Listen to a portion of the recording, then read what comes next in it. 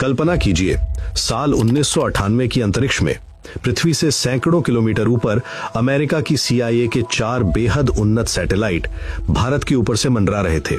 ये कोई आम सैटेलाइट नहीं थे। इनमें की होल और लैक्रोस जैसे बिलियन डॉलर सैटेलाइट शामिल थे, जिनकी नजर इतनी तेज थी कि अगर धरती पर कोई इंसान अखबार पढ़ रहा हो तो ही अंतरिक्ष से उस अखबार की हेडलाइन तक पढ़ सकते थे। अमेरिका को पूरा घमंड था कि उसकी मर्जी के बिना भारत का एक पत्ता भी नहीं खड़क सकता। अमेरिकी खुफिया एजेंसियों को 100% यकीन था कि भारत के हर कदम, हर विचार पर उनकी पैनी नजर है।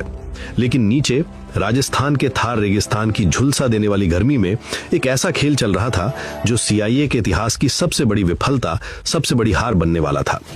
रेत के उन ऊंचे टीलों के बीच भारतीय सेना की वर्दी पहने कुछ लोग एक ऐसा काम कर रहे थे जिसने पूरी दुनिया को अंधा कर दिया था। ये लोग कोई आम सैनिक नहीं थे, बल्कि इनके कंधों पर पूरे देश का भविष्य टिका था। इनका नेतृत्व कर रहा था एक ऐसा शख्स जिसके नेम प्लेट पर लिखा था डॉक्टर APJ अब्दुल कलाम।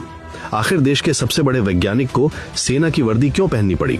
कैसे दुनिया के सबसे शक्तिशाली देश के राडार और सैटेलाइट्स को धूल चटा दी गई? और कैसे भारत ने वो किया जिसकी भनक अमेरिका को तब लगी जब धरती फट चुकी थी और आसमान में करेत का विशाल बवंडर उठ चुका था? ये कोई फिल्मी कहानी नहीं है।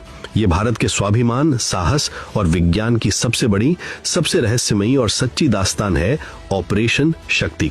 पोखरण 2 की वो गुप्त कहानी जिसे सुनकर आज भी हर भारतीय का सीना गर्व से चौड़ा हो जाता है। आइए समय के पन्नों को पलटते हैं और उस खुफिया चक्रव्यूह के अंदर चलते हैं जिसे भेदने की ताकत दुनिया की किसी महाशक्ति में नहीं थी। कहानी की असली शुरुआत 1998 से नहीं, बल्कि दशकों पहले हो चुकी थी। जब भारत 1947 में आजाद हुआ तो दुनिया 2 गुटों में बंट चुकी थी। एक तरफ अमेरिका और दूसरी तरफ सोवियत